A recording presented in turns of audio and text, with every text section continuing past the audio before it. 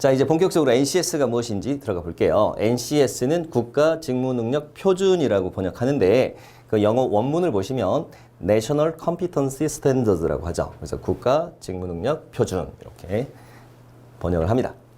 자, 뭐 핵심적인 거는요. 그 산업 현장에서 직무에 필요한 능력을 10가지를 직업 기초 능력으로 뽑았는데요. 이제 그런 것들을 이제 표준화시킨 거라고 보시면 되겠습니다. 그래서 직무를 성공적으로 수행하기 위해 필요한 능력을 국가적 차원에서 표준화한 거다.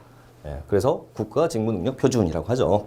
자, 그리고 이 모듈 형태로 구성이 되어 있다.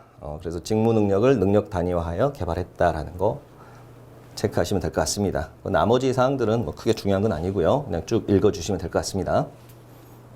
자, 그러면 국가 직무 능력 표준도 두 단계로 구성이 되어 있습니다. 자, 첫 번째가 이제 직업 기초 능력 평가인데요. 여기에 이제 10가지 영역이 있는데 그 10가지 영역들을 쭉 나열해 볼게요. 자, 그래서 첫 글자만 외우시면 의수문, 자자, 대정기, 조직. 그리고 의수문, 조기가 이제 제일 중요한 3대 영역이고요. 그 외에는 이제 자원관리, 그다음 정보, 기술, 조직이해가 좀 중요한, 그 다음으로 중요한 영역들이 되겠습니다. 자, 그리고 객관식으로 나온다는 거, 뭐 사지선다, 오지선다, 그리고 시간을 좀 적게 주죠. 그래서 문제당 1분에서 1분 30초에 끊어야 되겠습니다. 자, 그 다음 NCS의 두 번째 단계는 직무수행 능력 평가. 요거는 이제 기존의 전공시험이라고 보시면 되는데요. 객관식 또는 논술 형태로 제시되고 전공시험의 변화 형태라고 보시면 되겠습니다. 법학, 행정, 경영, 경제, 회계 이걸 다 묶어서 보는 데도 있고 뭐 그 중에 선택해서 보는 데도 있고 합니다. 그 다음 기술 직무 같은 경우에는 이제 전공기사시험 수준으로 출제가 되고 있습니다.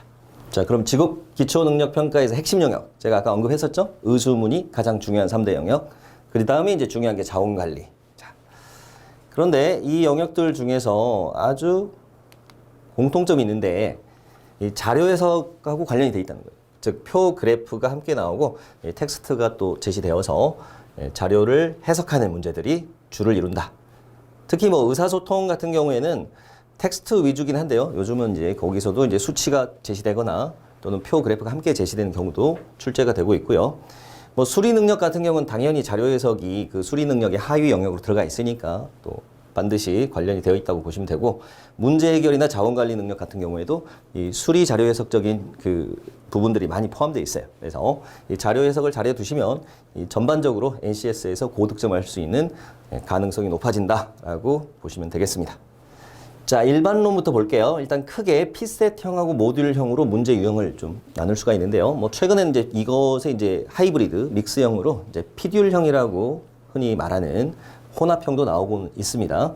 자, 그래서 피셋형을 일단 보시면 대부분의 이제 주요 공기업에서 출제되고 있고, 적성검사형이라는 거 기본적으로. 그러면 적성검사형하고 요 아래에 성취도 검사하고는 이 반대되는 개념인데요.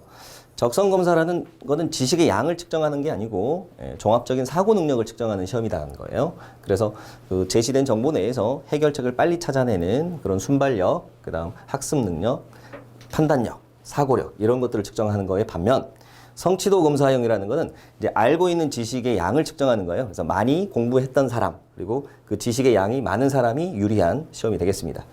자, 일단 구별은 해놓고요. 그럼 다시 피셋형으로 올라가 보면 이제 민간 경력자나 5급 공채 피셋 문제들을 응용한 문제들이 많이 출제가 되고 있습니다. 대체로 쉽게 변형하지만 또 그대로 출제하는 사례도 꽤 많이 있고요.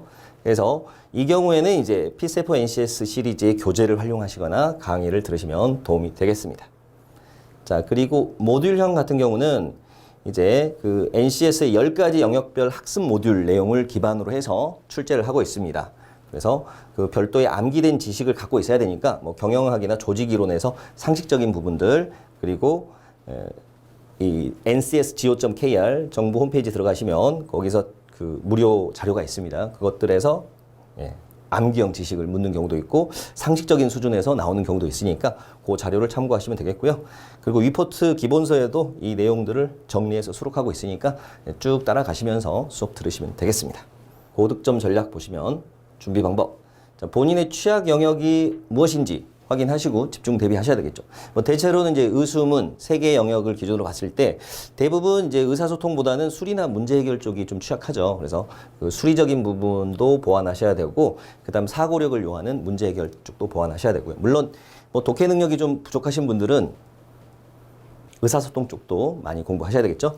자, 그래서 본인의 취약 영역을 확인하고요. 집중 대비해야 한다. 그때 이제 교재나 강의의 도움을 받으시고 또 스터디를 하시면 좀 좋은데, 뭐 최근에는 이제 코로나 시국 때문에 오프라인 스터디가 좀 하기가 조금 어려워진 면 있죠. 그래서 뭐 온라인 스터디 위포트에서 하고 있으니까 그거 참여하시면 좋겠고요. 그다음에 시험장에서는 이제 본인이 잘 풀 수 있는 문제들을 우선적으로 해결하는 전략으로 가셔야 됩니다. 그러니까 취약 영역을 확인해서 대비해서 취약 영역을 좁히는 노력을 하시면서 결국 최종적으로 이제 본인이 선택해야 돼요.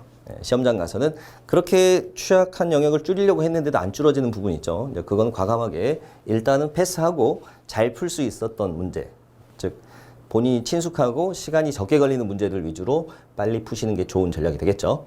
자, 그리고 이제 풀이 시간을 줄일 수 있는 방법들을 수업과 교재를 통해서 많이 연습하시면 실전에 가셔서 수업 때 배웠던 내용들을 자연스럽게 발휘할 수 있게, 그래서 고득점 할 수 있게 만드셔야 되겠습니다. 그래서 강의 때 계속 강조하는 게 이제 계산 속도를 어떻게 하면 빨리 가져가는가, 그 다음에 가급적이면 계산 없이 풀 수 있는 그런 요령들을 많이 알려드리니까 수업을 잘 들으시면 도움이 됩니다.